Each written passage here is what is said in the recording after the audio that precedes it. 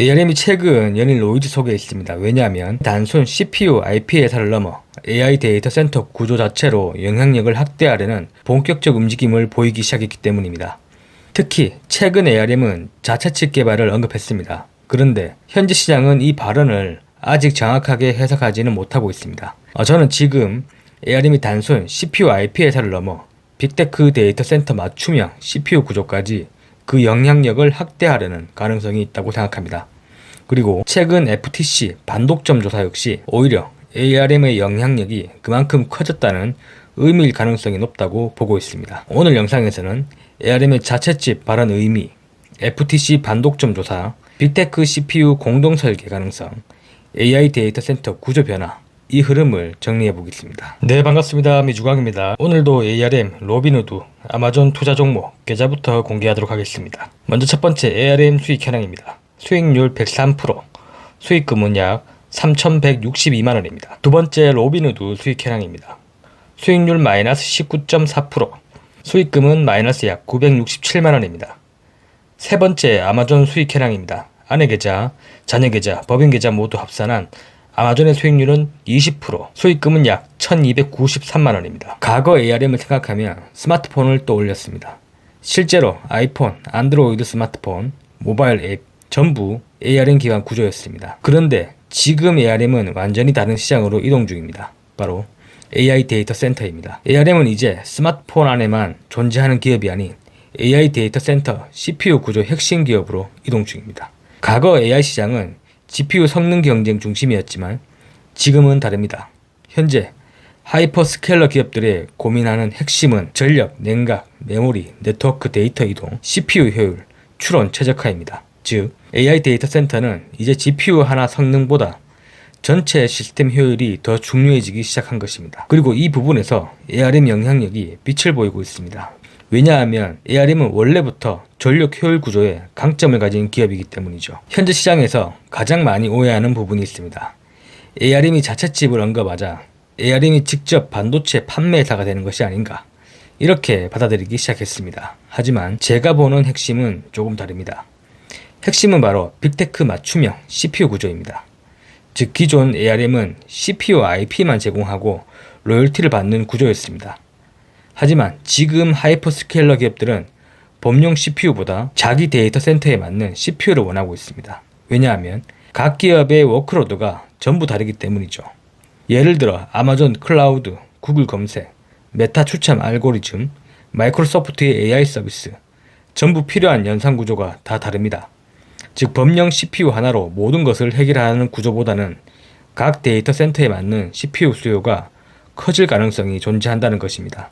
아마존 AWS의 그라비션, 구글 엑시온, 마이크로소프트의 코발트, 엔비디아의 그레이스 전부 이미 이러한 흐름을 보이고 있습니다. 즉, 시장은 범용 CPU에서 맞춤형 CPU 구조로 일부 이동 중에 있습니다. 그리고 ARM 역시 이제는 단순 CPU IP 제공을 넘어 빅테크의 CPU 설계 깊숙한 영역까지 들어가려는 가능성이 높다는 것이죠. 최근 FTC의 ARM 관련 반독점 조사 이슈가 등장했습니다. 보도에 따르면 FTC는 ARM의 자체칩 확대, CPU 라이선스 접근 제한 가능성, 그리고 특정 고객 우선 구조 가능성, 이 부분을 들여다보고 있습니다. 이 부분은 단순 악재로만 볼 문제는 아닙니다. 오히려 ARM의 영향력이 그만큼 커졌다는 의미일 수 있습니다. 왜냐하면 ARM이 현재 모바일 CPU, 데이터 센터 CPU, 하이퍼스케일러 자체칩, AI 서버 구조 모든 영역에 연결되기 시작했기 때문입니다. 즉, ARM은 CPU 설계회사 수준을 넘어서 AI 데이터 센터 핵심 구조에 영향을 줄 수 있는 기업으로 이동 중인 것입니다. 그리고 미국 규제기관 입장에서는 시장 표준 역할을 가진 기업을 매우 민감하게 봅니다. 특히 ARM의 핵심 가치는 중립성입니다. ARM은 애플, 퀄컴, 아마존, 구글, 마이크로소프트, 엔비디아 이 모두에게 CPU 구조를 제공했습니다. 그런데 ARM이 자체 CPU를 판매에 나서게 되면 고객 입장에서는 이제 ARM이 고객이 아니라 경쟁자가 되는 것이 아닌가, 이러한 우려가 나올 수 있다는 것이죠. FTC 역시 이런 가능성을 보고 있습니다. 자, 그런데 만약 ARM이 빅테크와 CPU를 공동 설계한다면 어떠할까요? 물론 ARM이 공식적으로 이 공동 설계를 발표한 적은 없습니다. 다만 저는 이 방향이 현실성이 가장 높다고 생각합니다. 왜냐하면 ARM 역시 FTC 규제, 중립성 문제, 이 부분을 충분히 인지하고 있을 가능성이 높기 때문이죠. 즉 ARM이 직접 완제품 CPU 판매 기업처럼 움직인다면 규제 리스크와 고객 반발 가능성이 커질 수밖에 없습니다. 반면 빅테크 데이터 센터 최적화 CPU 공동 설계 방향은 기존 사업 모델과 더 자연스럽게 연결됩니다.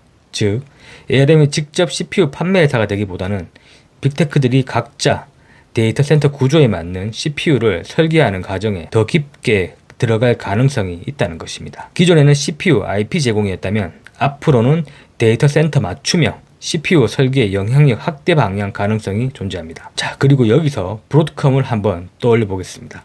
브로드컴은 빅테크 맞춤형 에이직 모델을 보여준 기업입니다. 즉 고객별 최적화, 워크로드 맞춤 설계, 하이퍼스케일러 대응 이미 이 구조를 보여주고 있었습니다. 그리고 ARM 역시 단순 CPU, IP 제공에서 하이퍼스케일러 기업들의 맞춤형 CPU 구조 방향이 충분히 가능합니다. 즉 브로드컴은 에이직, ARM은 CPU, 이렇게 하이퍼스케일러 내부 영향력 확대 가능성이 존재한다는 것이죠. 현재 AI 데이터 센터 비용은 계속 증가 중입니다. GPU, HBM, CPU, 전력, 냉각, 네트워크, 각종 운영비 등 모든 비용이 동시에 올라가고 있습니다. 그리고 하이퍼스케일러들도 모든 AI 서비스를 동일 구조로 처리하는 것이 맞는가? 이러한 고민을 하고 있습니다. 왜냐하면 검색 광고, 클라우드, AI 에이전트, 추천 알고리즘, 추론용 AI 전부 필요한 연산 구조가 다르기 때문입니다. 즉 자기 데이터 센터에 맞는 CPU 수요가 커질 가능성이 충분히 존재합니다. 그리고 그 중심에 위치한 기업이 바로 ARM이죠. 현재 AI 시장 병목 중 하나는 메모리입니다. 특히 HBM 수요와 가격 부담이 빠르게 증가하고 있습니다. AI 산업은 전체 규모가 커지는 만큼 메모리 총 수요는 계속 증가할 것입니다.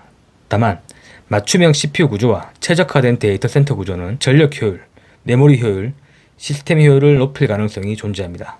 동일 처리 규모 대비 효율 개선 가능성이 있다는 것입니다. 공급망도 비슷합니다. 현재 AI 시장은 GPU, HBM, 코어즈, 전력 부족 현상이 동시에 발생하고 있습니다.